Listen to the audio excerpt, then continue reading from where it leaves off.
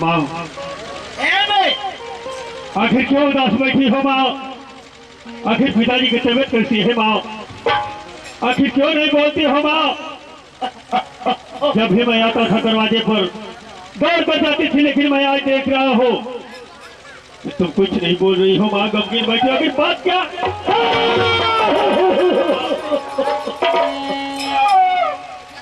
बेटा बहुत बाबूजी ये दुनिया के छोड़ के चल गए लाला।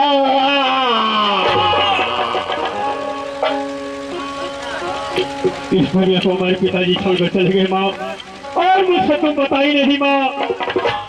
अब किसके सहारे जिएंगे माँ? मुझे कौन पढ़ाई लिखाएगा माँ? पिता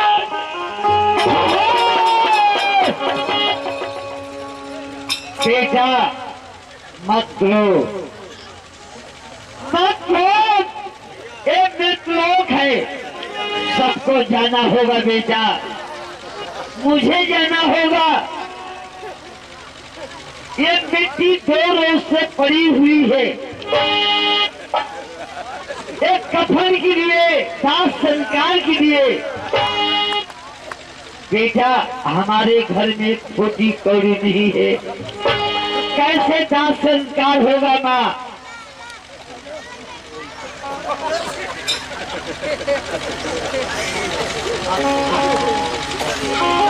माँ तुम तो जानते हो हमारे पास एक छोटी कौड़ी भी नहीं है माँ, और हम पिताजी का दाह संस्कार कैसे करेंगे माँ? बेटा तुम्हारे घर में छोटी कौड़ी नहीं है, तेरी माँ ये जिंदा है रे पगला, जिंदा है। मैं अपना दामन फैलाकर भीख मांगूंगी, दाह संस्कार के लिए ये गरीबों का मसीहा, गरीबों की फरियाद को सुनने वाले हमारे बाबूजी लोग, जो गरीबों में पले हुए हमारी माता बहन लोग। तू रोआ मत, तू अपनी माई के काम करे था, तू झड़ के अपन कपार खिलवा ला। अपना क्रियाक्रम करा ले बेटा, मैं गांव की तरफ जा रही हूँ अपनी माता बहन से। सिपाही हम तोरी खातिर न, मैं भीख मांगूंगी बाबी।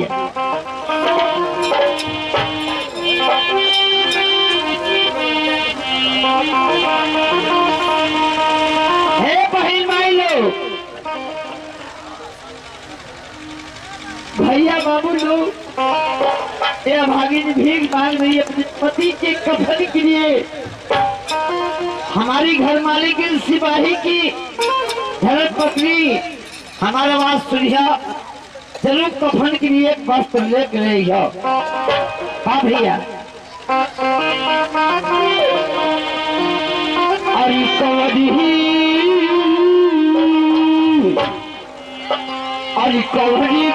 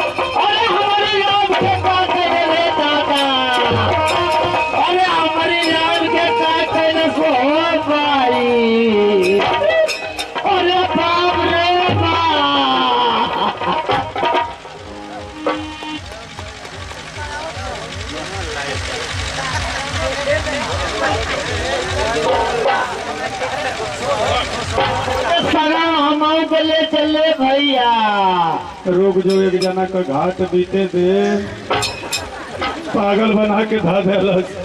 अरे बहनी लोग हो हमारा निया लो देखता अरे बेटा के सर्व हम चली जाए वो भैया लो। रुक जो, एक जना का 10 घाटर बिता ले।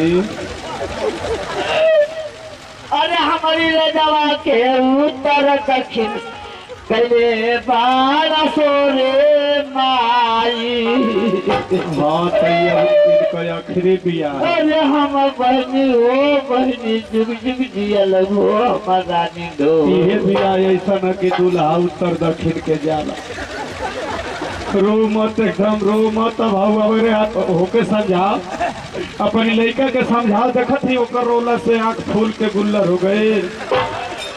तू बैठ के रोई है, उठ के अपनी माई के समझाओ रे, नहीं तो घाम हो जाए, लसिया फाट जाए, पोस्टमार्टम में भेजे के पड़ी। अपनी माई के समझाओ। माँ, इस दुनिया में जो भी आया है माँ, एक दिन इस दुनिया को छोड़कर चला जाना है माँ। उठो माँ।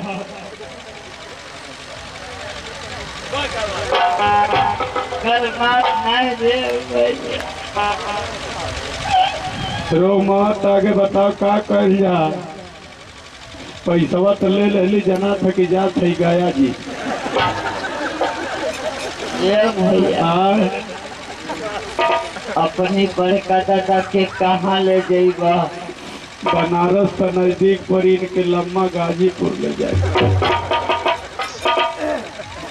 कोनो साधन कैले हवा भैया? गैलन है प्रधान जी के ट्रैक्टर खातिर, तो कहत हो कि भैया जेसबी की संगे भट्ठा और गई। लौट के नहीं एगो ठेला वाला भेटायल। हाँ वही का सिफारिश करनी है कि ये भैया 35 गो आदमी हुआ, एगो मुर्दा गाजीपुर जाए के। कहत कि भाई 10 मिनट में पहुंचा दे।